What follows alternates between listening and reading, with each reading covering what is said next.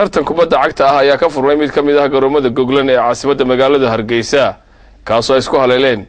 kooxo loo dhigay koobkaasi sida uu warkani ku eegayo wariye Maxamed Ismaaciil Xato. tartanka kubadda cagta ah waxa suuqa maqaabiye qaar kamid ah qurba joogta dalka Ingiriiska ku nool oo ku sugan dalka waxaana ka qayb qaadanaya ciyaaryahanno ka kala socda degmooyinka magaalada Hargeysa ka farxama iyadoo la isugu qaybiyay 6 kooxood tartanka kubadda cagta ah oo lagu qabtay garoonka Goglan ee bartamaha Sports Center waxa lagu magac daray isdhexgalka dhalinyarada magaalada Hargeysa waxaana xafladda furitaanka ka soo qayb galay xogayaha gaarka ah ee madaxweynaha la taliyaha madaxweynaha ee arrimaha saxaafadda iyo qaar kamid ah foolaadka ciyaaraha Somaliland Xuseen Maxamed Xaashi iyo Yaasiin Cabdi Maxamed oo kamid ah shakhsiyaadka suuqa maqaabiye tartankani iyo qabashadiisa ayaa tilmaamay muhiimadda tartankan iyo arrimaha ay uga golleeyeen. waxa weeye in horta isbarataan wasaaradda insha Allah isboortiga imanaysa markay arkaan inaad adinku wax rabtaan oo ciyaaraysaan cid walba ay caawinaysa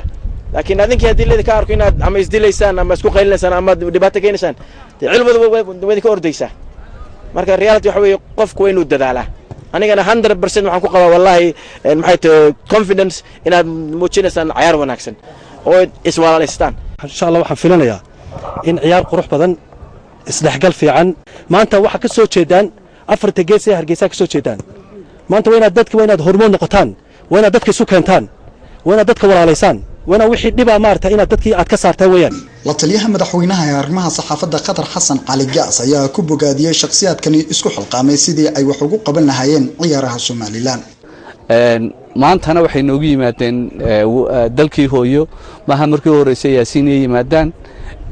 markay yimaadaanba waxay keenaan qalab isboorti waxay dhiiri galiyaan ay u yimaadaan inay idinka iyo inta la midka ee kubadda ciyaarta iyo isboortiga kala duwan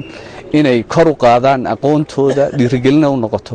aad baan ugu mahadcelinayaa inaan saaxiibaday maanta halkan la joogana nasiib fiican bay tahay oo Hargeysa kula kulmo Cabdiwahaab oo ku hadlayay afka ciyaartooyda ka qayb qaadanaya tartanka ayaa uga mahadceliyay dhalinyarada qurba joogta ah ee u qabatay tartankan waa markii ugu horeysay tartan kubadeed oo noocan oo kale ah lagu qabto dalka